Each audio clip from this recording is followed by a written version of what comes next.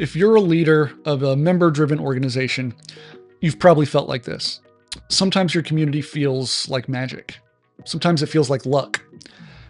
And that's a problem because good leaders can't build something valuable and sustainable on luck.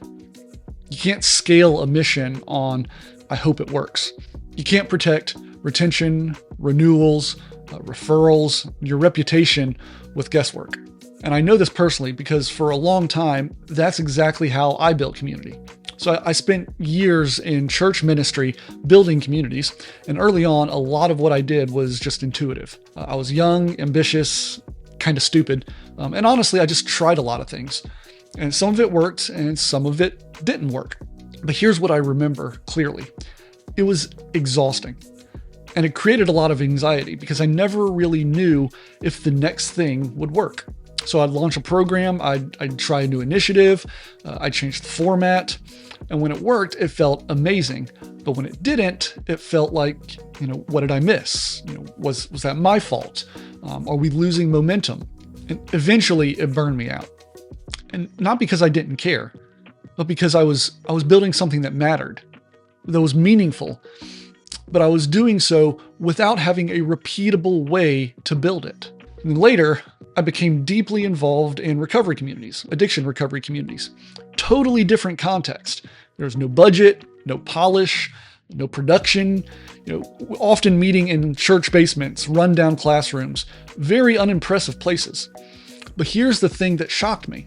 Those communities were thriving. They were doing what they set out to do. They were changing lives. And I started to notice something. The details were different, but the principles were the same. It's the principles that are important. And I learned these principles not from theory, but from being inside the communities that worked and the communities that didn't work. And I realized something. Having a vibrant community isn't about having the perfect program or content. It's about building intentionally.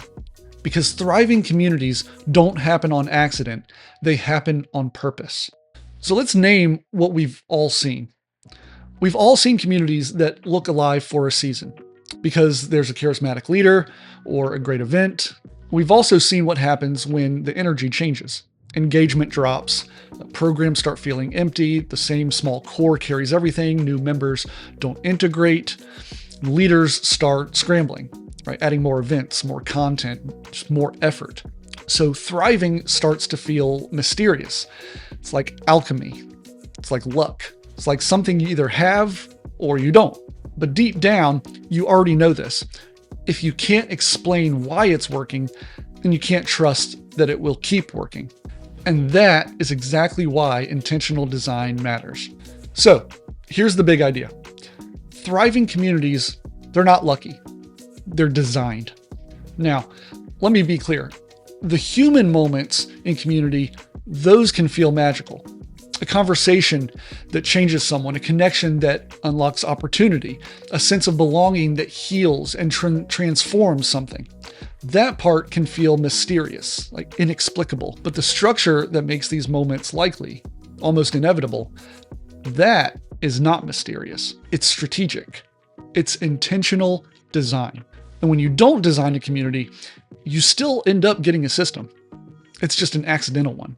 It's not one that you choose. So an accidental system looks like we do a lot, but we can't explain what's working. We're busy, but we're not really stable. It all depends on just a few people or just one person. Everything feels hit or miss. And if I step away, everything starts to drift. Intentional design, however, that looks like we know what we're building. We know how people integrate. We know what experiences matter. We know how members grow here. We know how value turns into contribution. We can predict outcomes and we can improve them. So how do you design on purpose? I'm going to give you a really practical framework that you can actually use. It's the Thrive Community Framework. This isn't a rigid recipe. It's a set of principles that show up in every thriving community I've ever seen across totally different contexts. Thrive has 6 elements: tailor-made mission, holistic hospitality, resonant community experiences, intentional member development, values-based impact, and expectant generosity. Let me walk you through each one with a CEO test question so you can evaluate whether your community is being built on purpose or on accident. First, tailor-made mission. This really is the most important. It all starts here. This is the difference between we exist and we exist for them. A mission is not just a nice slogan. It's a clear answer to who is this for and what transformation are we committed to creating. So your CEO test question, if you asked your members why they joined, would they describe the mission the same way that you do? If the mission is fuzzy or unclear, everything becomes fuzzy, right? Programs, messaging, referrals, retention, because people can't commit to something that they can't name. And people don't want to commit to something that they don't feel is for them. Next, holistic hospitality. Hospitality is not just being friendly. All right, it's the system that takes someone from new to connected. Most communities lose people within the first 7 to 14 days. And not because the content is bad or the value potential isn't there. It's because the person never integrates into the community. Right? People don't join a community to consume content. If they want to consume content, they can do that anytime, anywhere. People join a community to belong. So your CEO test question is, what specifically happens for a new member in their first 2 weeks? If the answer is they get a welcome email or they get access to more content, that's not hospitality. Hospitality is seamless integration into the broader life of the community. Next, resonant community experiences. This is about the experiences that make members say, wow, that was worth it. Not that was nice or that was interesting, worth it. Thriving communities don't run programs just because they've always run them. Okay? They run programs because each experience has a specific job to do. So here's your CEO test question. Can you explain the purpose of every recurring program? And can you point to what it produces in your members? If not, you likely have a program calendar, not a community engine. Next, intentional member development. Again, people don't just join communities to consume. They join to belong. They also join to become someone different than they were when they joined. Thriving communities have a member journey, a pathway, even if it's just informal. From new member to regular to contributor to leader. So your CEO test question is, in your community, do members naturally progress through a pathway, or do they stay passive consumers indefinitely? If you don't have a pathway, then you're always going to be competing with the infinite amount of valuable content out there because you're not offering a more compelling pathway of development. A community is about belonging and becoming, not simply a content library behind a paywall. Next, values-based impact. The strongest communities give members something to belong to. All right, something to build toward. Impact creates meaning. Meaning creates attachment, and attachment creates retention. So here's your CEO test question. What do members get to participate in that feels bigger than just themselves? If the answer is only networking or content, you're missing one of the deepest glue factors in building community.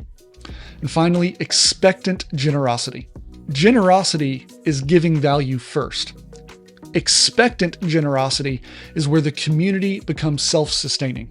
It means we give real value, but we also build healthy reciprocity loops, right? Contribution, leadership, renewals, referrals. All of this is built in and automated.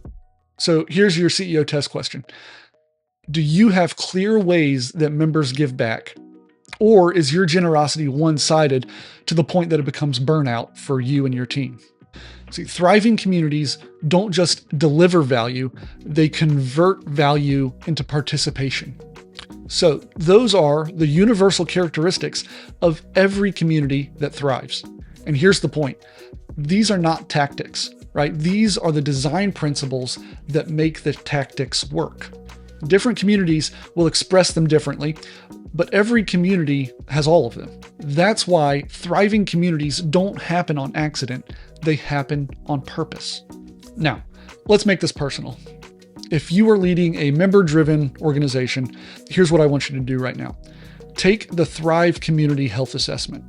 It's a quick assessment that lets you see at a glance which parts of Thrive you already have in place and which parts are missing or underbuilt. Because once you can spot the gap, you stop guessing. And when you stop guessing, you stop gambling with the future of your community. I'll leave a link to it down in the description. It's completely free. It'll take you about 5 minutes to complete.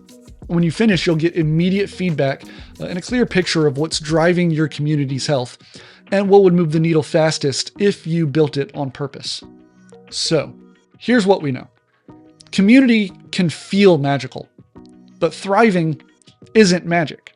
Thriving is what happens when you build the conditions for connection over and over and over until the community can sustain itself. Thriving communities don't happen on accident. They happen on purpose. And if your community has felt hit or miss or dependent or exhausting, that doesn't mean you're bad at this.